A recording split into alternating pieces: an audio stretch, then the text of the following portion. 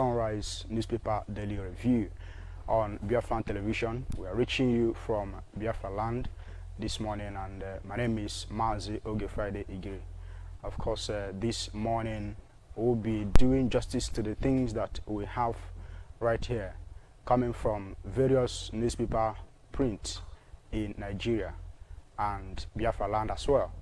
We welcome you to today's special edition of the program, and we encourage you to stay tuned with us.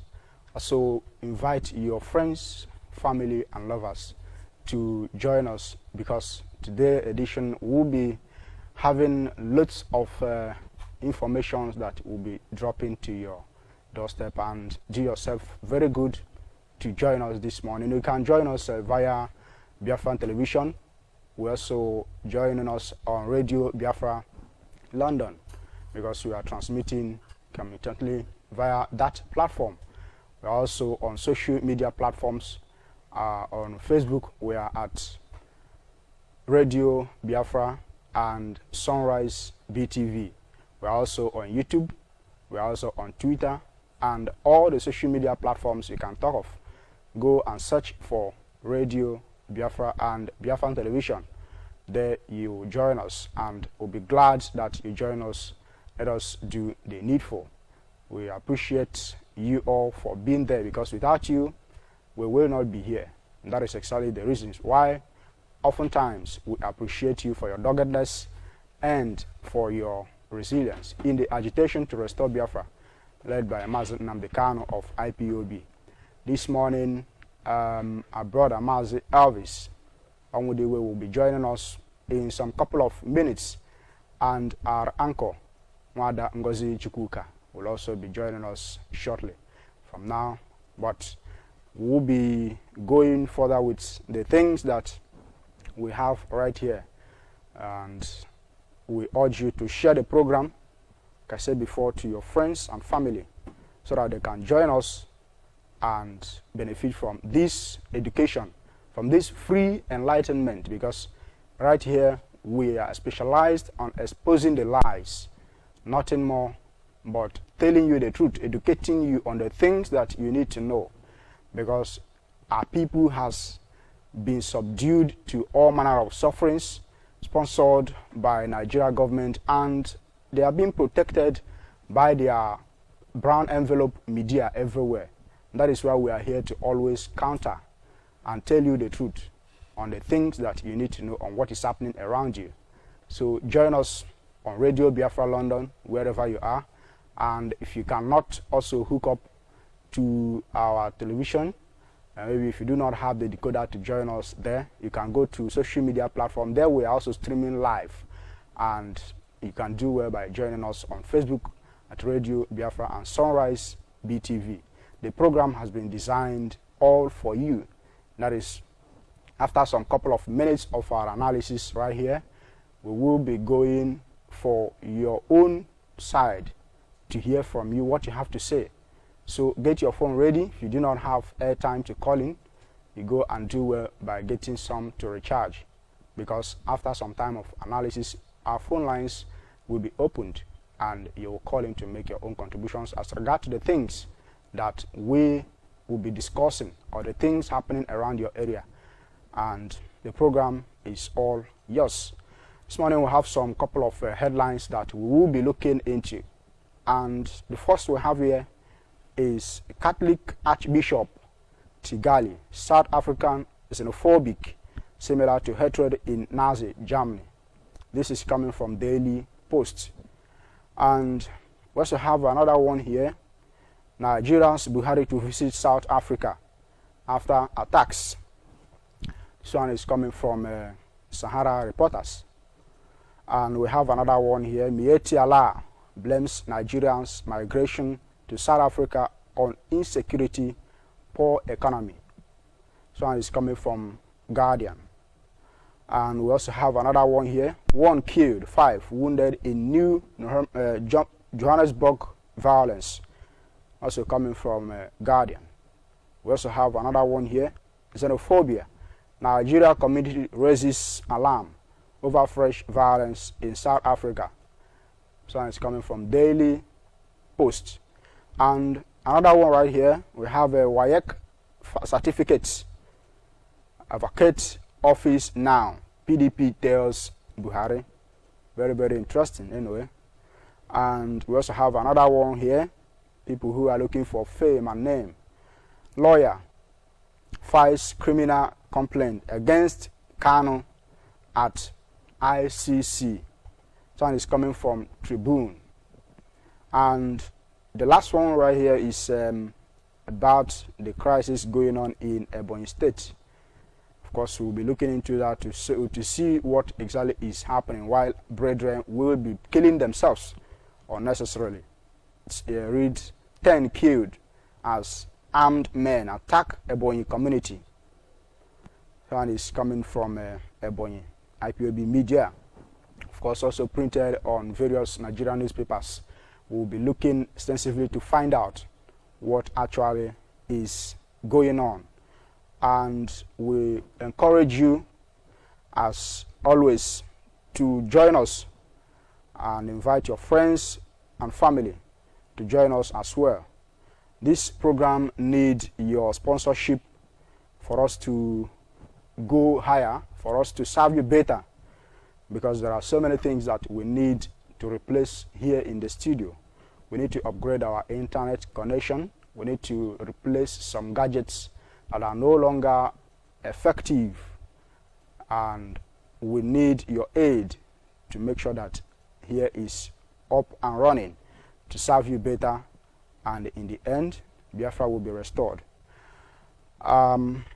We'll be doing this together until we go from here. Our brother Mazi Elvis, will be anticipating him to join us very, very soon from now, and our uncle Mwada Ngozi Chukwuka. But before then, let us look on the first one we have here.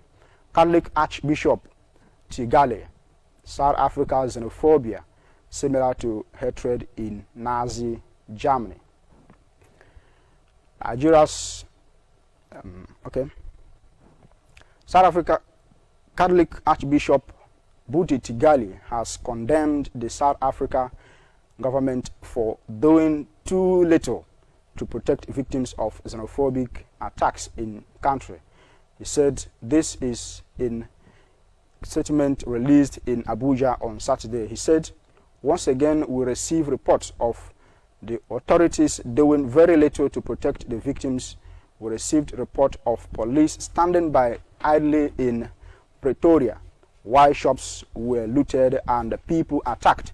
Not a single arrest was made on that day. Once again, the authorities resort to the old explanation that this is not xenophobia, but a work of criminal elements.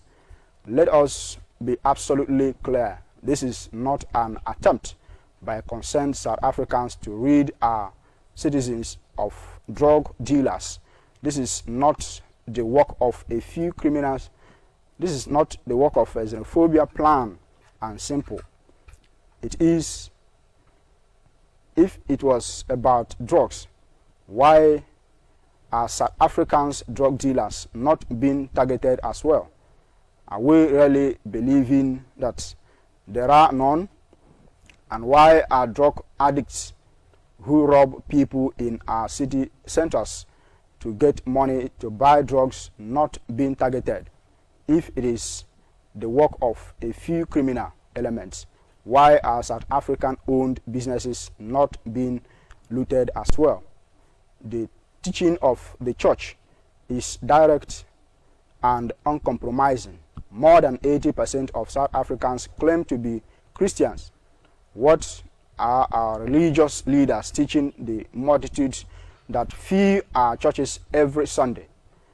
Galatians 3:28 says, there is neither Jew nor Gentile, neither slave nor free, nor is there male and female, for you are all one in Christ. By the same token, there is neither South Africa nor Nigeria nor Ethiopia. We are all one in Christ. Let us take heed of this. We are facing a rising tide of hatred and intolerance, not different to the rising of tide of hatred in Nazi Germany. If we do not take urgent action to stop it, there will be nothing left. Of course, this one is coming from an archbishop who have decided to bring it to the Christian perspective, arguing that what is going on in South Africa, as long as the xenophobic attack is concerned, is not the issue of dealing with criminal act or dealing with criminals, and it is more of hatred. The people who are dealing in drugs, according to him, and as everybody know, they are not only Nigerians, they are not only people from Ethiopia or people from Ghana or other nationalities that are not South Africans, either by birth or by registration or citizens. But it is a matter of hatred. The prosperous way of those people that came, especially our brothers from here, because most of the victims of the xenophobic attack, they are all Igbos. That is why the government of Nigeria will always tell you that nothing has happened, that no Nigeria was killed. So many victims that has so far been killed, as long as this matter is contained, and is alarming, and it's not something that anybody should welcome at all. So we encourage the church. Of course, this Archbishop has done well for coming out to speak, to say the truth here, that what is happening is as a result of hatred, and it is as a result of jealousy. And that is exactly what it is, not to curb criminality or to curb crime in the country. It is as a result of hatred that these lazy people have on the ordinary or other nationalities from other countries. And it is something very, very bad that need to be condemned. And of course, it's something that everybody should join hands to condemn. So we'll be moving further, and don't forget that very soon our phone lines will be opened for you to make your contributions. And like I said before, you can do well to share the program to your friends, your family. We are on everywhere in the social media platform. We are on Facebook at Sunrise BTV. We are also transmitting live on Facebook, official Facebook Radio Biafra, and other platforms of the social media you can talk of. So let's proceed to the next one we have here. Nigerians Buhari to visit South Africa after attack. This time, who knows what he is going to do there? Could it be the work of Femi Adesina doing his Photoshop business or what? But we'll get to find out what is really going on and what he is going to do. After all this while they have been keeping quiet, nothing much has been done to save the lives of the ordinary Nigerians and also the people who are suffering there, whose businesses has been destroyed as a result of this xenophobic attack in South Africa. Let's read and find out what is contained. Nigerians Buhari to visit South Africa after attacks. This report is printed in almost all the Nigerian newspapers. President Muhammadu Buhari is expected to pay a visit to South Africa in October. The South African presidency said Saturday after a spate of xenophobic violence in Johannesburg caused tensions between the countries. South Africa's financial capital and the surrounding areas were rocked by a surge of deadly attacks against foreigners. This week, many directed against Nigerian-owned businesses and properties. The violence prompted reciprocal attacks against South African firms in Nigeria and the temporary closing of South Africa's diplomatic mission in Lagos and Abuja.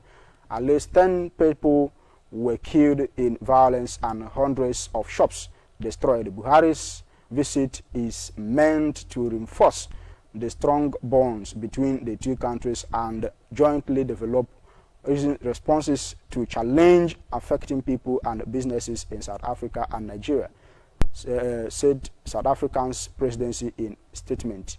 Foreign workers are often victims of anti-immigration sentiments in South Africa, the continent's second biggest economy after Nigeria, where they compete against locals for jobs, particularly in low-skilled industries. More than 420 people have been arrested since the violence flared up on Sunday. This one is very, very sad. From now till October, and who knows how many people that may have been killed before the October that he will be visiting the that will be visiting, the program. I mean the country. It is something very, very bad that all this while the country has not done anything about it. Of course, we'll be embarking on a short break, and when we return, we will continue